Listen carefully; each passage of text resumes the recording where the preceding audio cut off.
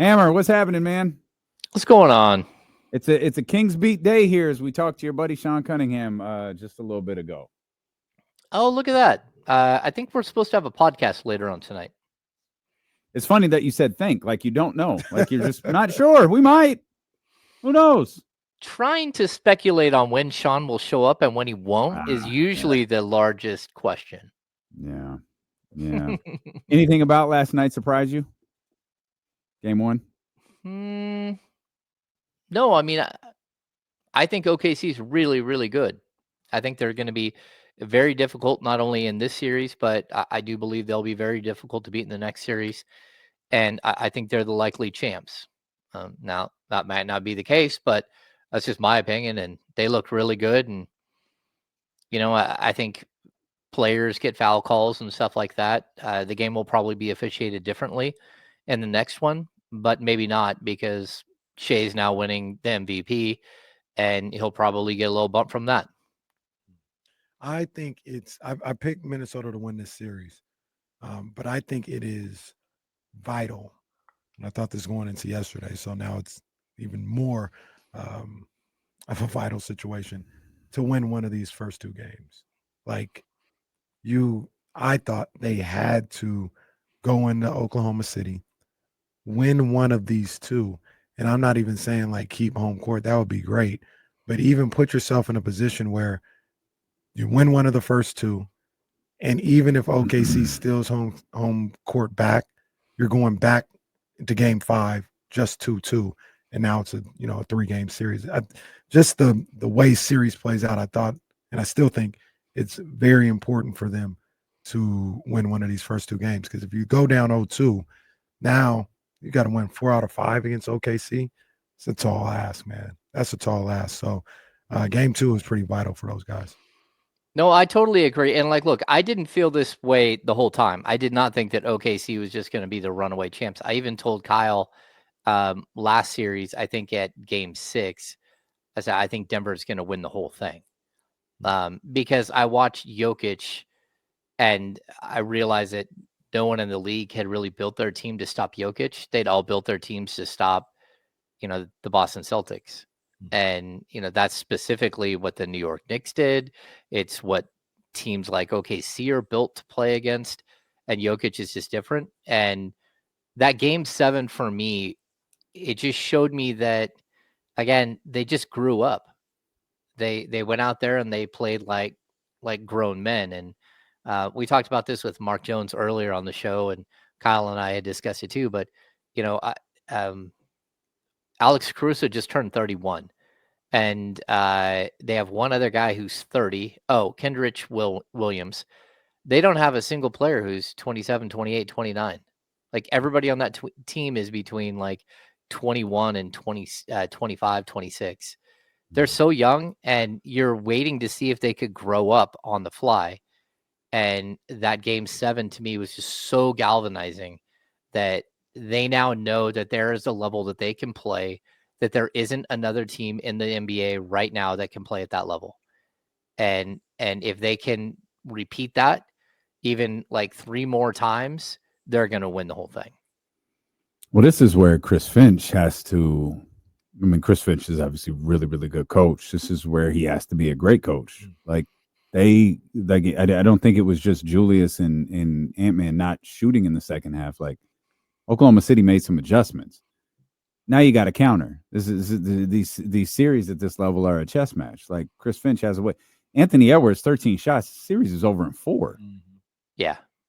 You can't do that. I mean, I'm not counting on Julius. I mean, Julius took 13 shots, but he had an efficient night. He just scored 20 of his 28. I think he scored 14 in a single quarter. He scored 20 of his 28 in the first half.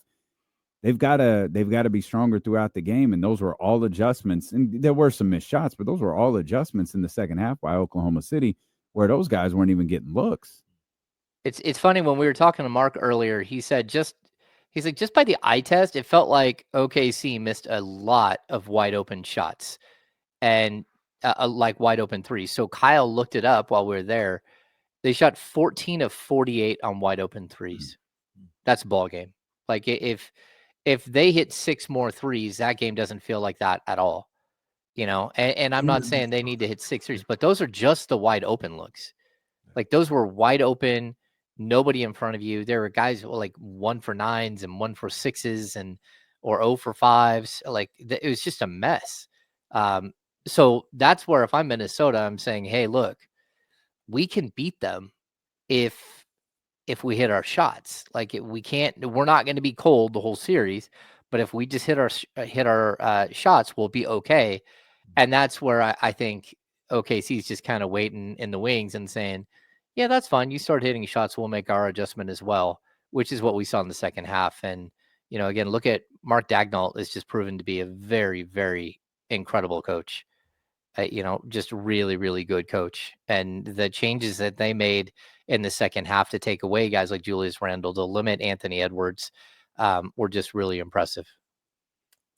Saw this earlier. I had seen it before the show, but I think Securina Bagley mentioned it as well.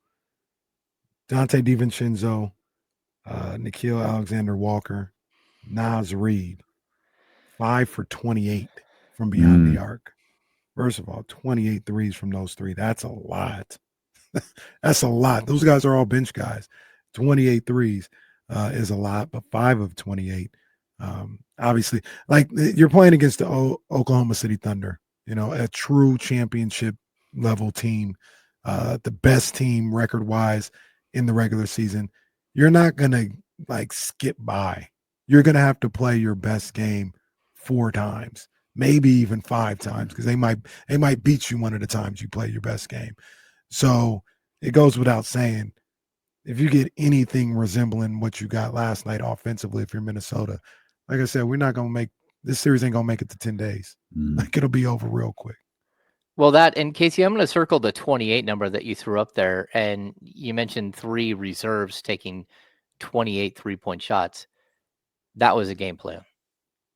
They just took away the middle. They took away Anthony Edwards' ability to get to the rim. They took away the pick and roll with Gobert. They limited Julius Randle's ability to drive with the ball. It's like, go ahead and beat us. Go ahead and have Dante DiVincenzo or Naz Reid or, Nickeil Walker-Anderson. Is that what it is? Alexander. Sorry. Have those guys beat us. It's fine. If they can beat us, like hat tip to them, we'll make adjustments.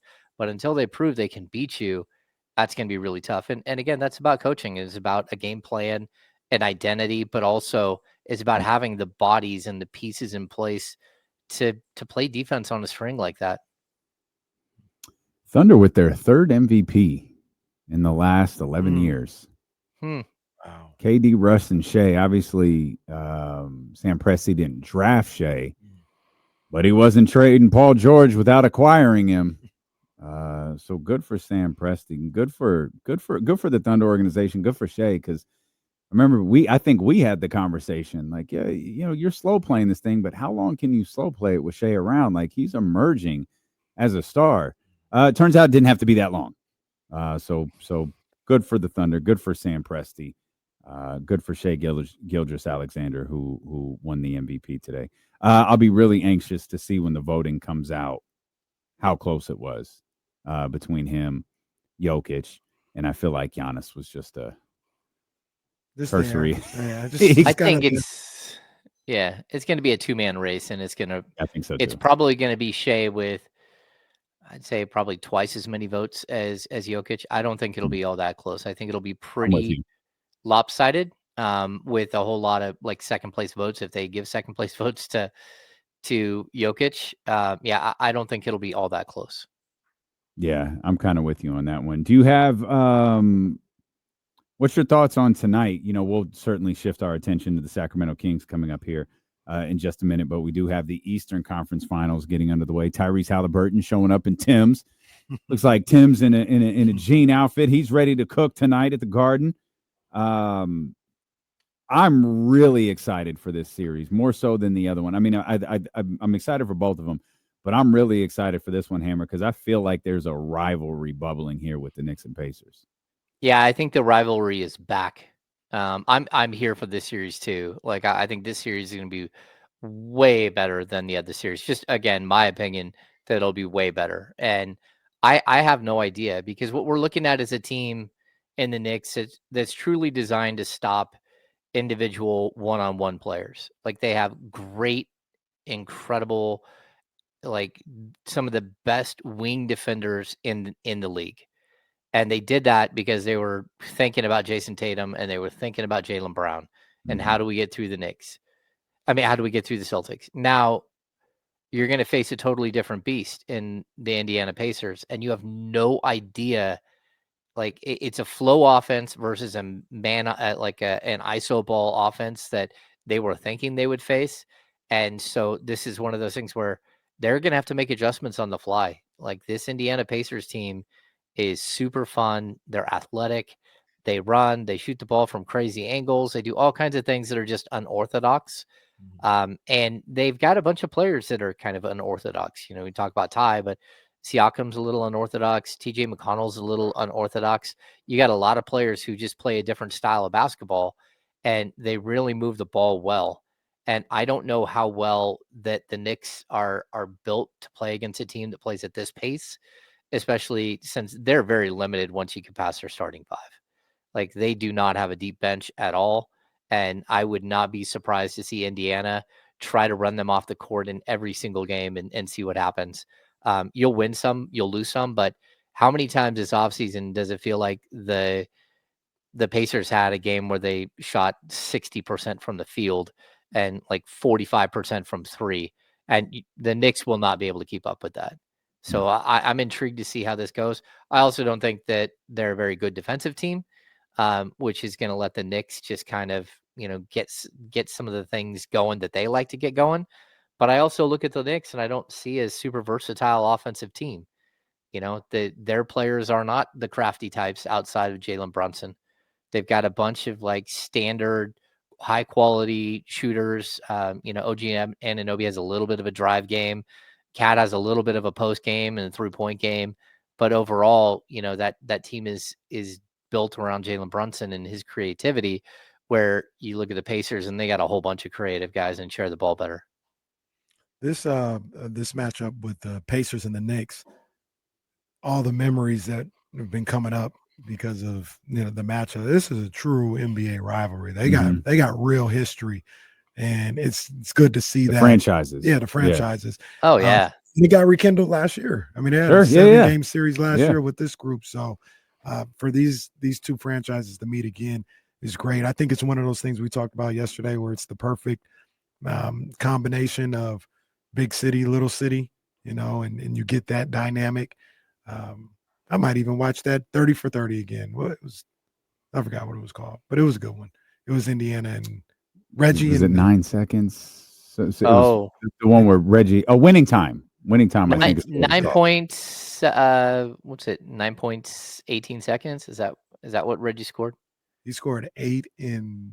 Oh no, it's 8 points, 19 seconds, something like that. Yeah. But yeah, they got history, man. This is gonna be dope to see. Spike will be there. Reggie's on the call. Reggie's already making videos, talking crazy about New York. So yeah, this is gonna be dope. I stumbled into that alternative universe. Like they have a secondary broadcast with a different crew that is talking about like insights into the game or something. It was just, what is happening? Like I needed to turn the channel very quickly. Where was that? I think right now during the playoffs they're running like they're simulcasting. Either it's on True TV, but the big game's on TNT and the other game's on. They're simulcasting the same game but with a different broadcast crew. But it's people who are talking about different aspects of the game while the game is going on, and it was just, to me, it was weird. It was. There we go. ESPN 2. Yeah, I'm all for that. You know me, I like to. Yeah, give me the coach's corner, give me the lounge broadcast, all that. Yeah, I didn't look. I was wondering if Doris was going to get some flack for what she was wearing. Doris damn near blended in with the Oklahoma City Thunder. She had that. She was Thunder up. She had that. That outfit was. It looked beautiful, but it was. Oh boy, that was matched a little too perfectly. If I was a Minnesota Timberwolves fan, but then she called SGA a foul merchant, a free throw merchant. So it's. It all kind of balances out. All is forgiven, I guess. It all kind of balances out. James Ham, of course, the host of The Insiders and the Kings Beats. Let's talk some Kings basketball here. I know you and Kyle spent a great deal of time earlier this week talking about point guards and some of the roster issues that the Sacramento Kings face. We know that they have some internal situations that they have to deal with as this moves along, namely Keon Ellis and Keegan Murray. Do we have any idea what Keon Ellis might cost the Sacramento Kings? No, I mean, I think we can come up with a rough estimate. Like, it's probably going to be somewhere between 10 and like 14 million a year. That would be my rough guess. And I say 14 because 14.1 million is the mid-level exception this year. And I don't know that there's a team out there that's saying, hey, let's go sign Keon Ellis to the mid-level. There might be. But those teams usually disappear when they know full well that the Kings are going to match any offer. And so you might not have one of those if they do make him a restricted free agent this summer, which would mean that they decline his third-year option and make him, a true free agent this summer. He'd be restricted.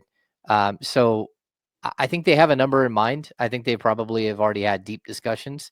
I don't know if that number is like a 4-year 40 or 4-year 36 or 4-year 54. I don't know what it is, but I certainly think we learned on lottery night that the Kings think a lot of Keon Ellis, and that Scott Perry thinks a lot of Keon Ellis and would probably want to keep him around when they send him to represent the franchise at the NBA draft lottery. And so I'd be excited to know what the number is that's floating around out there. But as of right now, like, I don't think he's going to be like a player that teams with cap space go out and just chase. Like, oh, we got to get Keon Ellis.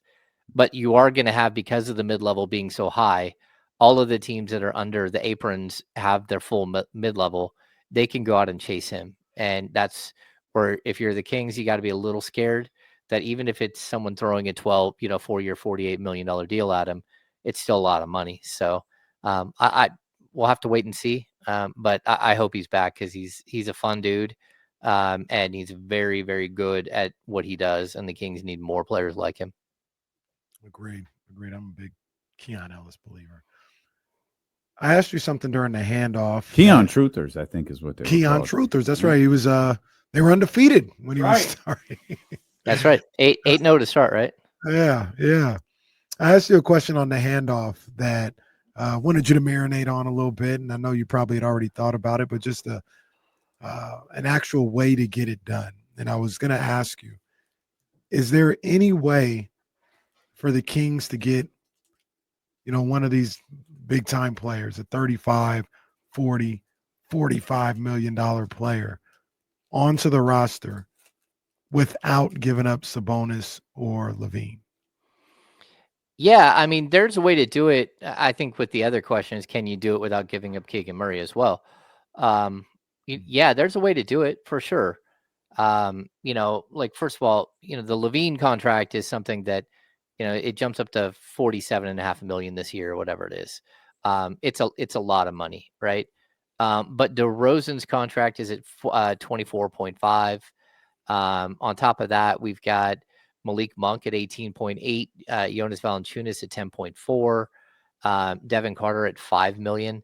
So if you're talking about a $40 million player, you got to be within, I believe when it's that high, you got to be within 25%. So you got to come up with, if it's a straight up $40 million player, somewhere around, $30 million bucks. Which again, you can get there with DeMar DeRozan and Devin Carter salary. Maybe you have to throw in one more piece, right? If we're talking about a $45 million player, you can throw Jonas Valanciunas in there. You can actually get there with again, I'm not reporting this. I'm just telling you different ways in which you can reach that point. Malik Monk, Jonas Valanciunas, and Devin Carter combination is roughly, I don't know, $34 million bucks. Like, so yeah, there are multiple ways the Kings could get over the $40 million mark in to take on a trade. And like, look, the Kings are, last year they were hard capped. And this year their salary going into the offseason is as of right now, is at 161 million. The salary cap is 155. So as the Kings sit today, they don't have cap space, right? And in order to create cap space, we talked about this a bunch last year or the year before. In order to get cap space, they have to drop way below that 155 million, because the first 14 million is just your mid-level exception, right? So you don't get the cap space and the mid-level. So as of right now, the Kings, because they're sitting at, what do we say, 161 million, they're about 6 million over the salary cap. But the luxury taxes here, last year is 172. It's going to be closer to 190. So the Kings are going to have like a bunch of wiggle room underneath the luxury tax. And that's where, they can use things like their exceptions to go out and get players. They can use, again, you have the Kevin Huerter $16.8 million exception. You've got Sasha Vezenkov's exception. You've got Chris Duarte's exception. There are all kinds of ways in which you can bring in salary without sending money out. And then on top of that, you remember last year they instituted the new rule where you can use your mid-level as a trade chip as well. You can take back up to 14.1 million in a trade back. You don't necessarily have to go out and sign a player with that. So all of these things help, but what they can't do is they can't be aggregated. So that's where, Kenny, I think you were asking earlier about, can you take your big $16 million trade exception and DeMar DeRozan, and next thing you know, you're up to 40 million bucks, right? Mm-hmm. Technically, you can't do that, but there is a way to do that. So if you involve a third team in the same trade and you send your trade exception to a different team for a $16 million player, and that $16 million player goes to another team that also, DeMar DeRozan goes to, now you can actually do that. So you can, there are ways around the fact that, you're the way you trade players. But even look at how the Bulls and the Kings and San Antonio pulled off the De'Aaron Fox, Zach LaVine trade. They made it work where enough salary went to the Bulls to cover a good portion of LaVine's salary, and then with Huerter's salary going there, that covered another portion. But Fox's salary had to be taken care of, and there's all these, like, that in itself, if I were to draw that out on a board on how the salary moved, is wild. But it's how Kevin Huerter basically went to the Bulls for nothing, for zero, and the Kings were able to accept back a coupon, is how I like to describe it, the $16.8 million trade exception, right? So like, their trades are super complicated at the NBA level. I asked that because first person that came to my mind was like Trae Young. Like, how do you get Trae Young without giving up LaVine, Sabonis, or Keegan? Mm-hmm. And I wondered if there was a way. And then you think about different guys like Drew Holiday. That's a lot of money. Can you get – the whole point of it all was you want one of those guys that are super impactful, starters, preferably a point guard. How do you get them while not creating another hole in on your roster? And yeah, I wanted to know if it was possible. No, it's totally possible. And, I don't know what Atlanta's going to do right now. They just switched their entire front office. Well, at least the main guy in their front office. Trae Young is a $46 million contract next year, and he has a player option at $49 million the year after. If you were to trade for Trae, you'd want to lock him up long term. I do have a lot of reservations, and I've said this to you before. I have a lot of concerns about a backcourt of Trae Young or Ja Morant alongside Zach LaVine. I just think defensively, you're going to have a very, very difficult time, keeping Domantas Sabonis in the game, but also not giving up like 140 points a game. That would be tough. Trae Young is a great distributor of the basketball. I mean, he averaged 24 points and 11.6 assists per game this season. His 3-point shooting numbers were way down. He shot 34% from the field, from three. But I think that those numbers would go up considerably playing alongside Domas, because the bigs that he's played with in his career, for the most part, are all like rim runners. Clint Capella's and those guys who are always rolling to the basket. I think Trae Young has more game to offer. And Atlanta, he's kind of just been out on an island being a pick and roll specialist, and that's it. So, which he's really, really good at. But I'm not putting him in the same backcourt with LaVine. I would put him in the same starting lineup with LaVine, but I'm not putting him in the same backcourt with LaVine. So, you know what I'm saying? Like, I would, if you started Keon Ellis and Keegan Murray, that could, create a little bit of defense, and maybe cover for the LaVine and Trae Young, like, deficiencies on the defensive end. But I'm just really leery on the same thing with Ja. Ja's just not a good defender. And some of these guys, they don't even care. They don't play defense. That's not who they are. And I know that sounds really weird, and people were always upset because De'Aaron Fox was great defensively some nights and he was okay other nights. Well, that's not what you're going to get from Trae Young or Ja Morant. They're never great defensively. They never have moments where you're like, oh my gosh. No, they can get a steal and a dunk, but like, just overall, they're not good defenders. Okay. I have a follow-up question to this whole idea that Kenny just presented, and I'll ask that to both of you when D'Lo and Casey return here on Sacramento Sports Leader, ESPN 1320.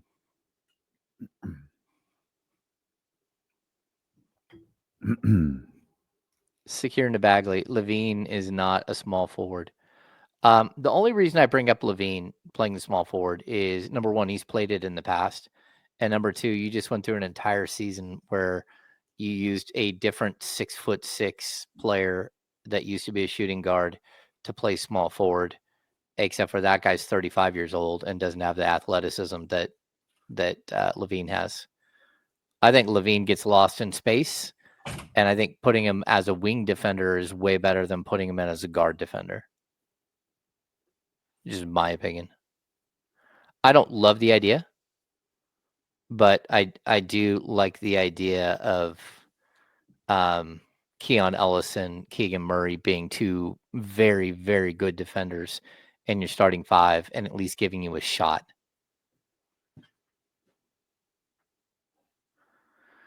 Pray for Mojo. Does visiting a chiropractor make you organic? No.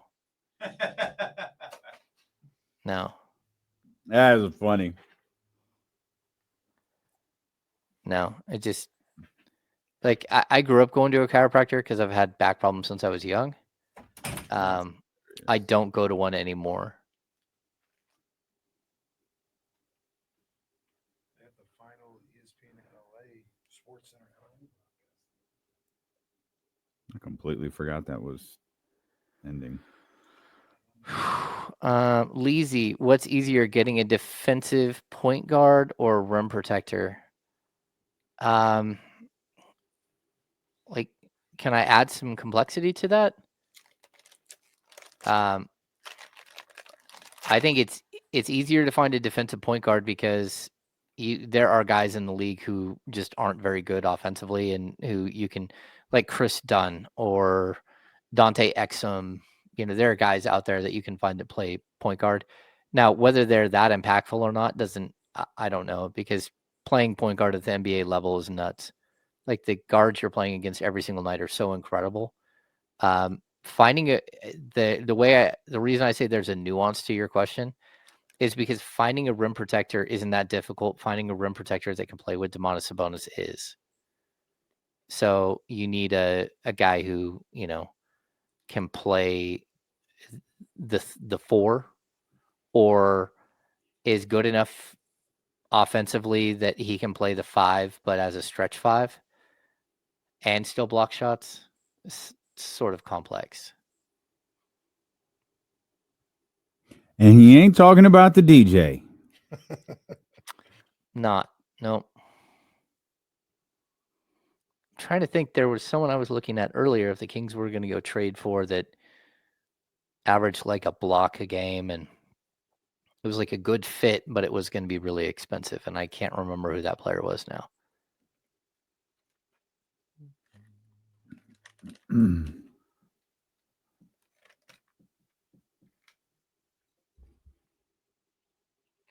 Yeah.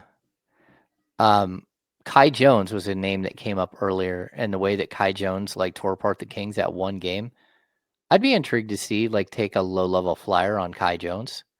He's a little out there. Chris Boucher is another one. Boucher is like 31, 32 though. So yeah, I would at least take a flyer on some of these guys. What do you guys think of Emmanuel Quickly? Love Emmanuel Quickly. I had someone in the Kings organization that year tell me they absolutely adored Emmanuel Quickly, but the Kings had like a early second round pick and they were hoping he would fall, and that did not happen.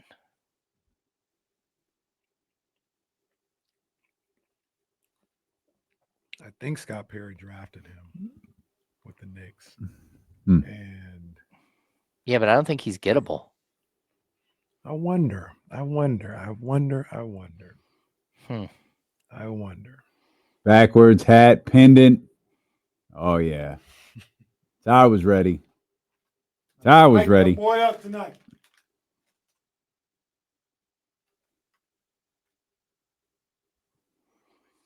Coming back, Hammer. Go.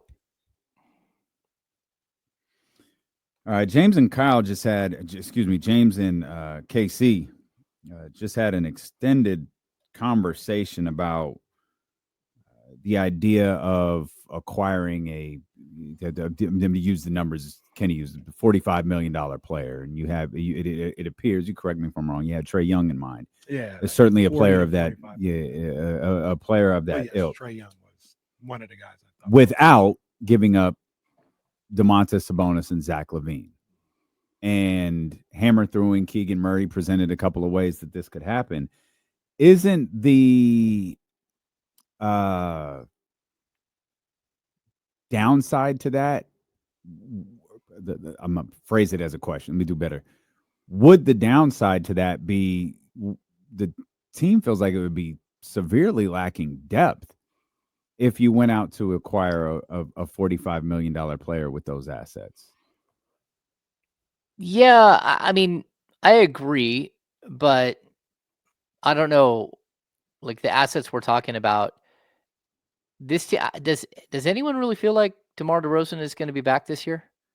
No. Like, I don't think anyone in Sacramento does. Or I mean, like honestly, Chicago or Toronto or San Antonio. I don't think anyone believes he'll be back. And I'm not like trying to be rude here. I'm just saying, like, we all kind of have the feeling like you're moving away from that position no matter what. But the problem that the Kings did, well, that they allowed Vivek and Monty and West to do, is they took a situation where you had a $25 million trade asset in DeMar DeRozan, but your hope was that you could go find a different small forward or power forward and allow Keegan Murray to move back to the three, whatever combination there, to go use DeMar DeRozan's salary and maybe a couple other salaries and then maybe some draft capital to go get that player for that position. When you decided to trade all of your point guards away, you now created this like chasm at the point guard position. And so, we talked about this the other day. I think the Kings need a gigantic swing for the fence, like what we're talking about with Trae Young or John Morant. I firmly believe they do.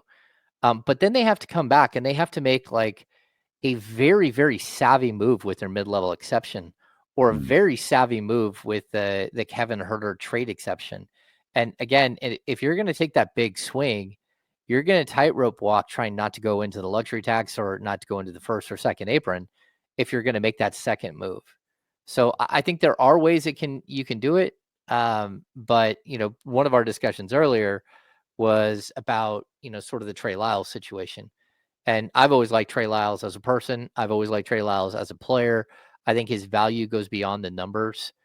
But there is a point where, him missing games and him hitting the 30-year-old mark, where I think you can get value out of other players for the same price. And I also look at, but what does that mean? Because if you don't have Trey Lyles, you now don't have that backup 4. You don't have a small ball 5. You actually don't even really have a true power forward on the roster. So how do you fill that void? And so I really feel like the Kings have to choose a path like very quickly and then try to execute that path. And then they have to have like a whole bunch of contingency plans, because as of right now, this roster feels very, very incomplete, and having these two major holes at both, and again, not to disrespect DeMar DeRozan, but they need a new small forward and they need a new point guard. And I don't know how you do both of those things. With that, I mean, certainly one of those, the value of the player is not going to be the same, right? So you've got to be smart. You got to find savvy, signings, and you got to go find the next Malik Monk, and you've got to go find, you got to sign a Jake LaRavia or have a plan in case Jake LaRavia leaves. But you got to have those guys too. You got to start filling out the depth of this team, and it can't be with Doug McDermott and Jay Crowder and Markelle Fultz, who can't really step on the court outside of like a fourth quarter down 25. Can you go out there and try to make it a 7-point game real quick?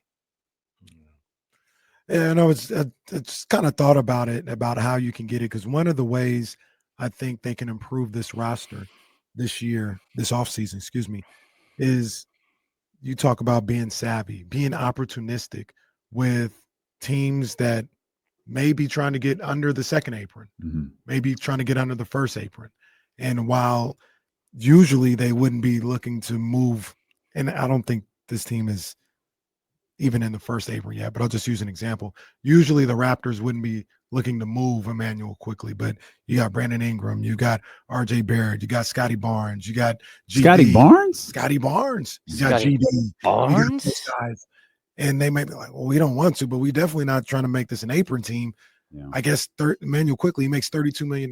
Maybe we got to look to move him, and maybe that's where Scott Perry in the front office can be opportunistic with adding a player that caliber that has that price tag. Yeah, I mean, I get what you're saying. I would point out right now that Toronto is, for this season, they're at 178 million, so they're under the luxury tax, and that's with quite a few of their players under contract. Let's see, 3, 7, 11 players under contract. So they're not in a bunch of dire cap situation. Right now, real quick to that point, right now, from what I see, there's only 6 teams above the first apron, 3 teams above the second apron right now. Okay. And that's the Nuggets, Knicks. These are all above the first apron. Nuggets, Knicks, Magic, Celtics, Cavs, and Suns. The Magic, huh?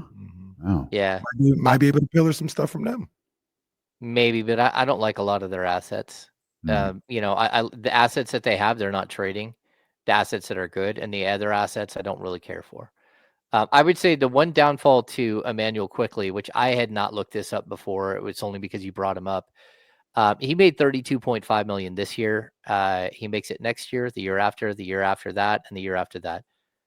So he's under contract for 4 more years after the season just ended at $32.5 million every year. So he's under contract all the way to 28, 29.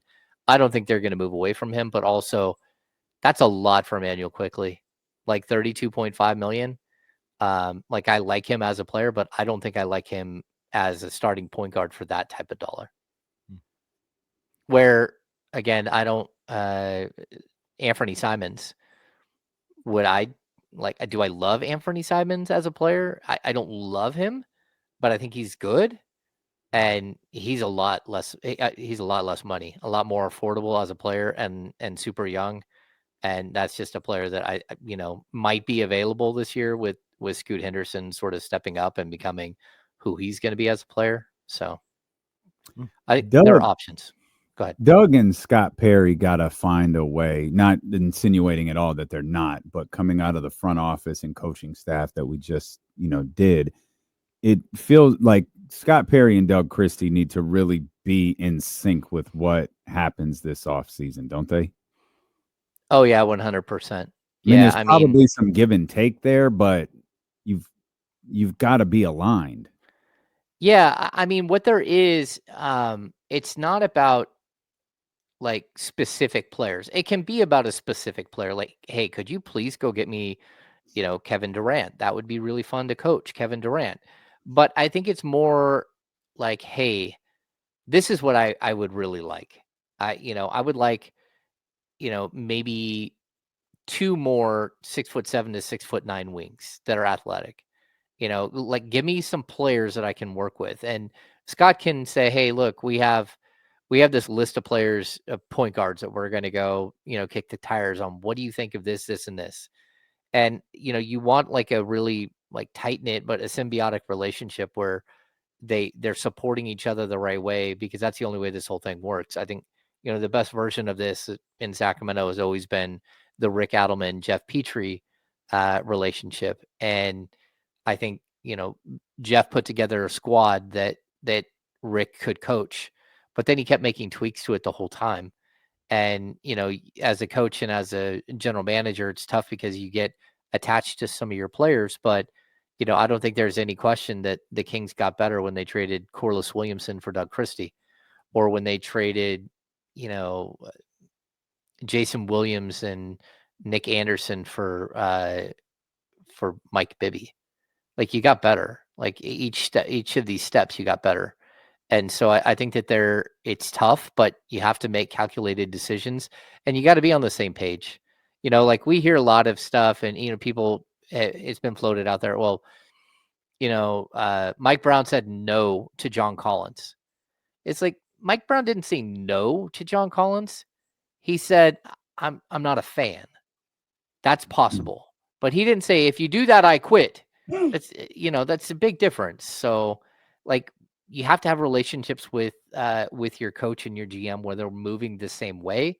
But also you need to sometimes go to your coach and say, hey, look, what is it that's going to make your team better from your angle? Because we can see the analytics and we can see the feel that we have as people in a front office, but that's different than somebody who's on the court who keeps running into the same glaring weakness in their roster. And, again, I bring up like linked athleticism and all that all the time, but there are nuanced things that coaches go out and ask for. I remember Dave Yeager a few years ago said, please get me a stretch four.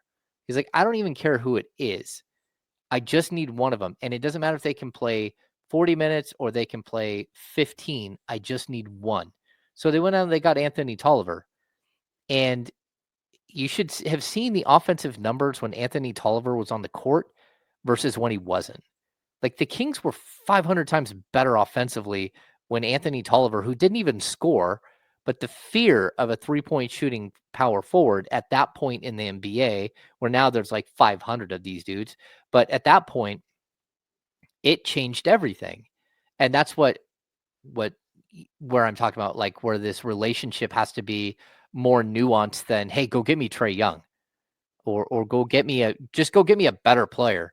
That doesn't help. What they need to be is on the same page. Yeah, they got their work cut out for them, man. And you said the perfect word, Hammer. There's a level of savviness that they're going to have, and being opportunistic and just having your eyes. Not that I'm saying anything that's groundbreaking, but having your eyes on every little situation that's going on around the NBA. Here's where a Scott Perry and him being in that front office may benefit you. Being able to know right now what some of the agents were talking about, what some of the disgruntled or, hey, this player might look to be on the move, like having an inside track on all of that. They don't have to be on it. I think they will be, but this is something, and no disrespect to the guys, but this is something that Monty and West, maybe that wasn't their strong suit, having ties to everything, every little intricate thing going on in the back channels of the NBA. Well, that and I think at some point too, if you're a new GM in a situation, what you don't want to do is just like hamstring the franchise forever. But you also, the path here is pretty clear. I don't think Vivek Ranadive hired Doug Christie or Scott Perry to be bad for the next 3 years and rebuild and go become the Oklahoma City Thunder all over again.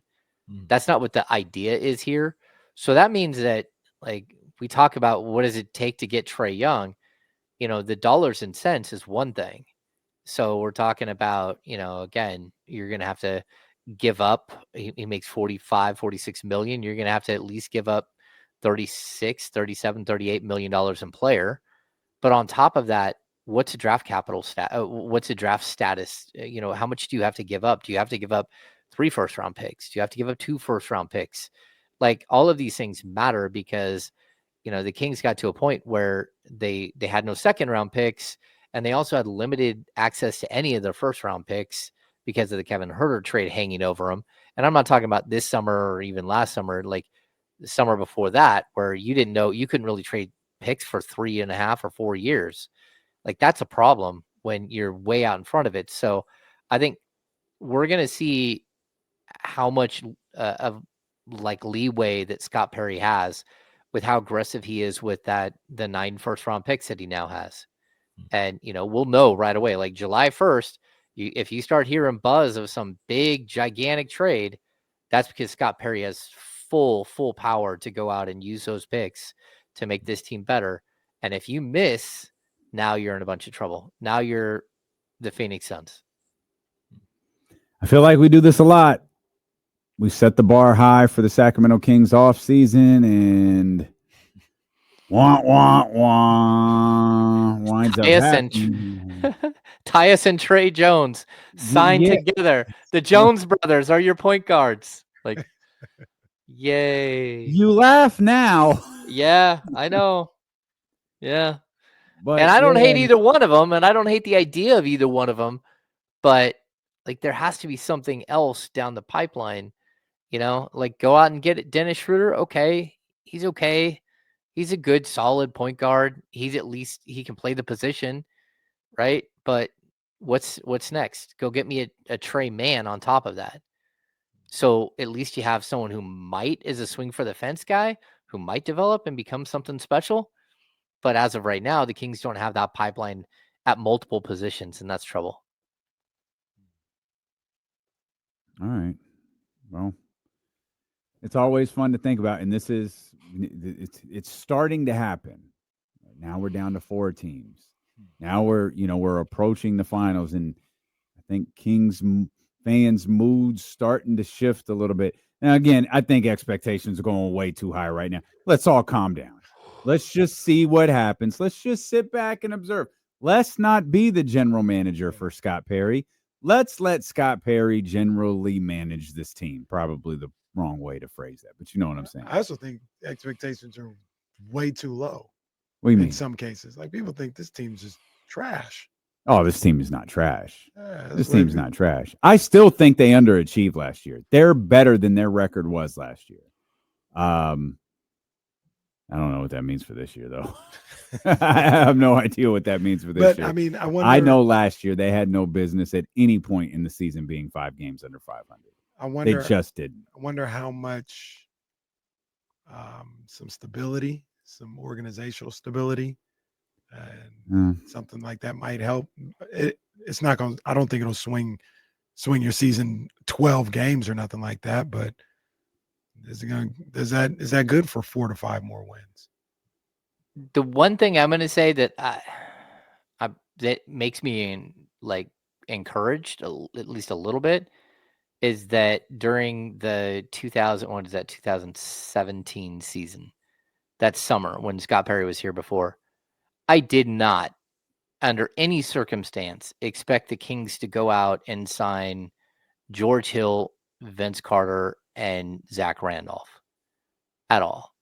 And for him to come away with a blue chip, 4 draft picks, bring in Bogdan Bogdanovic, and then add those 3 players. Again, did it work out? No, but he also didn't get to see it through. So I'm intrigued to see what happens on, what is it, June 30th now? It used to be July 1st but that first night of free agency, like, Scott showed me that he can go out there and swing for the fences. And again, if he can find the next George Hill type to fill that point guard spot. I just don't know that player is available right now, but still, that is an encouraging thing because we saw him do this once before, and it was pretty impressive. I demand that no signings or leakings of signings occur on the 4th of July.